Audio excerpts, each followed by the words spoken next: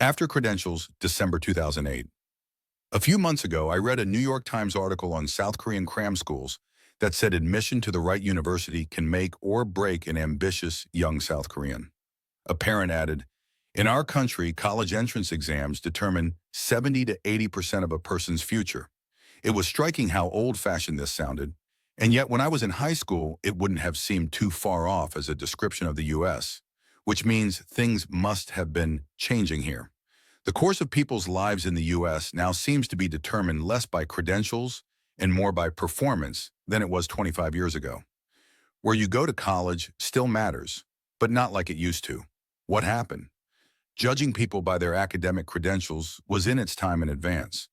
The practice seems to have begun in China, where starting in 587 candidates for the Imperial Civil Service had to take an exam on classical literature. It was also a test of wealth, because the knowledge it tested was so specialized that passing required years of expensive training. But though wealth was a necessary condition for passing, it was not a sufficient one. By the standards of the rest of the world in 587, the Chinese system was very enlightened. Europeans didn't introduce formal civil service exams till the 19th century, and even then they seem to have been influenced by the Chinese example. Before credentials, government positions were obtained mainly by family influence, if not outright bribery. It was a great step forward to judge people by their performance on a test, but by no means a perfect solution. When you judge people that way, you tend to get cram schools, which they did in Ming China and 19th century England, just as much as in present-day South Korea. What cram schools are, in effect, is leaks in a seal. The use of credentials was an attempt to seal off the direct transmission of power between generations, and cram schools represent that power finding holes in the seal. Cram schools turn wealth in one generation into credentials in the next. It's hard to beat this phenomenon because the schools adjust to suit whatever the tests measure. When the tests are narrow and predictable, you get cram schools on the classic model, like those that prepared candidates for Sandhurst, the British West Point, or the classes American students take now to improve their SAT scores. But as the tests get broader, the schools do too. Preparing a candidate for the Chinese Imperial Civil Service exams took years, as prep school does today. But the raison d'etre of all these institutions has been the same: to beat the system. History suggests that, all other things being equal, a society prospers in proportion to its ability to prevent parents from influencing their children's success directly. It's a fine thing for parents to help their children indirectly, for example, by helping them to become smarter or more disciplined, which then makes them more successful. The problem comes when parents use direct methods, when they are able to use their own wealth or power as a substitute for their children's qualities. Parents will tend to do this when they can. Parents will die for their kids, so it's not surprising to find they'll also push their scruples to the limits for them, especially if other parents are doing it. Sealing off this force has a double advantage. Not only does a society get the best man for the job, but parents' ambitions are diverted from direct methods to indirect ones, to actually trying to raise their kids well. But we should expect it to be very hard to contain parents' efforts to obtain an unfair advantage for their kids. We're dealing with one of the most powerful forces in human nature. We shouldn't expect naive solutions to work any more than we'd expect naive solutions for keeping heroin out of a prison to work. The obvious way to solve the problem is to make credentials better. If the tests a society uses are currently hackable, we can study the way people beat them and try to plug the holes. You can use the cram schools to show you where most of the holes are. They also tell you when you're succeeding in fixing them. When cram schools become less popular, a more general solution would be to push for increased transparency, especially at critical social bottlenecks like college admissions. In the U.S., this process still shows many outward signs of corruption. For example, legacy admissions. The official story is that legacy status doesn't carry much weight because all it does is break ties. Applicants are bucketed by ability, and legacy status is only used to decide between the applicants in the bucket that straddles the cutoff. But what this means is that a university can make legacy status have as much or as little weight as they want by adjusting the size of the bucket that straddles the cutoff. By gradually chipping away at the abuse of credentials, you could probably make them more airtight. But what a long fight it would be, especially when the institutions administering the test don't really want them to be airtight. Fortunately, there's a better way to prevent the direct transmission of power between generations. Instead of trying to make credentials harder to hack, we can also make them matter less. Let's think about what credentials are for. What they are functionally is a way of predicting performance. If you could measure actual performance, you wouldn't need them. So why did they even evolve? Why haven't we just been measuring actual performance? Think about where credentialism first appeared in selecting candidates for large organizations. Individual performance is hard to measure in large organizations, and the harder performance is to measure, the more important it is to predict it. If an organization could immediately and cheaply measure the performance of recruits, they wouldn't need to examine their credentials. They could take everyone and keep just the good ones. Large organizations can't do this, but a bunch of small organizations in a market can come close. A market takes every organization and keeps just the good ones. As organizations get smaller, this approach is taking every person and keeping just the good ones. So all other things being equal, a society consisting of more, smaller organizations will care less about credentials. That's what's been happening in the US. That's why those quotes from Korea sound so old-fashioned. They're talking about an economy like America's a few decades ago, dominated by a few big companies. The road for the ambitious in that sort of environment is to join one and climb to the top. Credentials matter a lot then. In the culture of a large organization, an elite pedigree becomes a self-fulfilling prophecy. This doesn't work in small companies. Even if your colleagues were impressed by your credentials, they'd soon be parted from you if your performance didn't match, because the company would go out of business and the people would be dispersed. In a world of small companies, performance is all anyone cares about.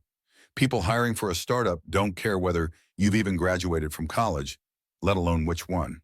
All they care about is what you can do, which is in fact all that should matter, even in a large organization. The reason credentials have such prestige is that for so long the large organizations in a society tended to be the most powerful. But in the US at least, they don't have the monopoly on power they once did, precisely because they can't measure and thus reward individual performance. Why spend 20 years climbing the corporate ladder when you can get rewarded directly by the market? I realize I see a more exaggerated version of the change than most other people. As a partner at an early-stage venture funding firm, I'm like a jump master shoving people out of the old world of credentials and into the new one of performance. I'm an agent of the change I'm seeing, but I don't think I'm imagining it. It was not so easy 25 years ago for an ambitious person to choose to be judged directly by the market. You had to go through bosses, and they were influenced by where you'd been to college. What made it possible for small organizations to succeed in America? I'm still not entirely sure. Startups are certainly a large part of it. Small organizations can develop new ideas faster than large ones, and new ideas are increasingly valuable. But I don't think startups account for all the shift from credentials to measurement. My friend Julian Weber told me that when he went to work for a New York law firm in the 1950s, they paid associates far less than firms do today. Law firms then made no pretense of paying people according to the value of the work they'd done. Pay was based on seniority. The younger employees were paying their dues. They'd be rewarded later. The same principle prevailed at industrial companies. When my father was working at Westinghouse in the 1970s, he had people working for him who made more than he did because they'd been there longer. Now companies increasingly have to pay employees market price for the work they do. One reason is that employees no longer trust companies to deliver deferred rewards. Why work to accumulate deferred rewards at a company that might go bankrupt or be taken over and have all its implicit obligations wiped out? The other is that some companies broke ranks and started to pay young employees large amounts. This was particularly true in consulting, law, and finance, where it led to the phenomenon of yuppies. The word is rarely used today because it's no longer surprising to see a 25-year-old with money. But in 1985, the sight of a 25-year-old professional able to afford a new BMW was so novel that it called forth a new word. The classic yuppie worked for a small organization. He didn't work for General Widget, but for the law firm that handled General Widget's acquisitions or the investment bank that floated their bond issues. Startups and yuppies entered the American conceptual vocabulary roughly simultaneously in the late 1970s and early 1980s. I don't think there was a causal connection. Startups happened because technology started to change so fast that big companies could no longer keep a lid on the smaller ones. I don't think the rise of yuppies was inspired by it. It seems more as if there was a change in the social conventions and perhaps the laws governing the way big companies worked. But the two phenomena rapidly fused to produce a principle that now seems obvious: paying energetic young people market rates and getting correspondingly high performance from them. At about the same time, the U.S. economy rocketed out of the doldrums that had afflicted it for most of the 1970s. Was there a connection? I don't know enough to say, but it felt like it at the time. There was a lot of energy released. Countries worried about their competitiveness are right to be concerned about the number of startups started within them. But they would do even better to examine the underlying principle. Do they let energetic young people get paid market rate for the work they do? The young are the test because when people aren't rewarded according to performance, they're invariably rewarded according to seniority instead. All it takes is a few beachheads in your economy that pay for performance. Measurement spreads like heat. If one part of a society is better at measurement than others, it tends to push the others to do better. If people who are young but smart and driven can make more by starting their own companies than by working for existing ones, the existing companies are forced to pay more to keep them. So market rates gradually permeate every organization, even the government. The measurement of performance will tend to push even the organizations issuing credentials into line. When we were kids, I used to annoy my sister by ordering her to do things I knew she was about to do anyway. As credentials are superseded by performance, a similar role as the best former gatekeepers can hope for. Once credential-granting institutions are no longer in the self-fulfilling prophecy business, they'll have to work harder to predict the future. Credentials are a step beyond bribery and influence, but they're not the final step. There's an even better way to block the transmission of power between generations: to encourage the trend toward an economy made of more, smaller units. Then you can measure what credentials merely predict. No one likes the transmission of power between generations, not the left or the right. But the market forces favored by the right turn out to be a better way of preventing it than the credentials the left are forced to fall back on.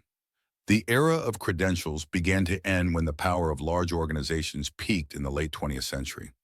Now we seem to be entering a new era based on measurement. The reason the new model has advanced so rapidly is that it works so much better. It shows no sign of slowing. Notes Miyazaki, Ichisada, Conrad Shirakawa Trans, China's Examination Hell, The Civil Service Examinations of Imperial China, Yale University Press, 1981.